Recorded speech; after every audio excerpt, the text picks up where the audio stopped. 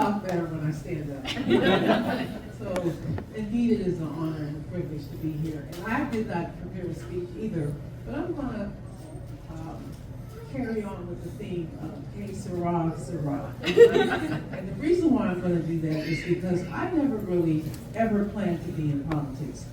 And sometimes I look back and it's hard for me to believe I've been doing this for 21 years. Hey Sarah, Sarah.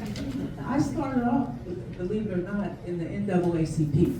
My passion was to fight for justice for black people, right? And so I joined the NAACP and I became the vice president of the New Brunswick area branch of NAACP. And that taught me a lot about politics, even though I didn't know it. And from there, I became the chairwoman of the state criminal justice committee.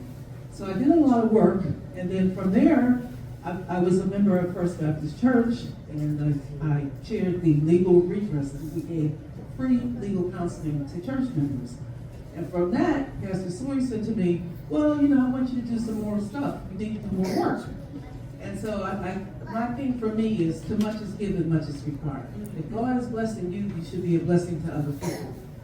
And so I chaired what we call the Community Concerns Committee. And that was, we put in free legal counseling. We had a social program committee, education committee.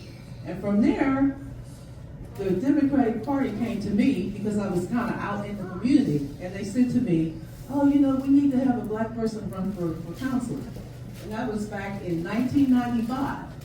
And so I said, sure, I'll help you find somebody. Never thinking it would be me. So I went around asking different people that I thought, you know, do you want to run? Do you want to run? Do you want to run? Everybody said, why don't you run? I said, oh, I could never do that.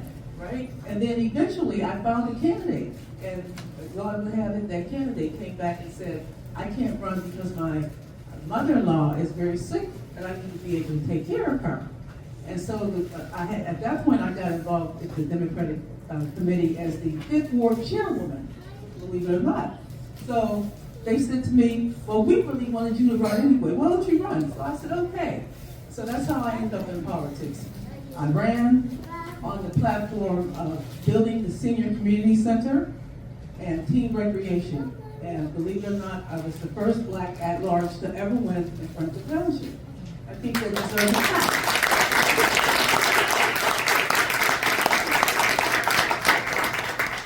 And the irony is that the fact that I ran on team rec and a community center for seniors, I really put my attention and my effort into the youth and the seniors. And it just so happened one year there were 2 gang violence, and there were youth that got killed.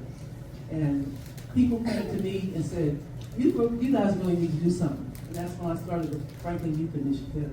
And from there, I did a Team Robin Center, outgrew that. From there, I said, you know, we really need to have a youth center.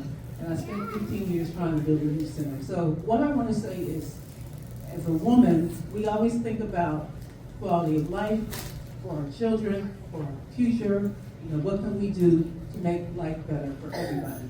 And so this is a very hard act to follow, but what I want to say is thank you for allowing me to be here, and the sky's the limit, and each one of us can reach one of us, and that has been my mission. Thank you very much.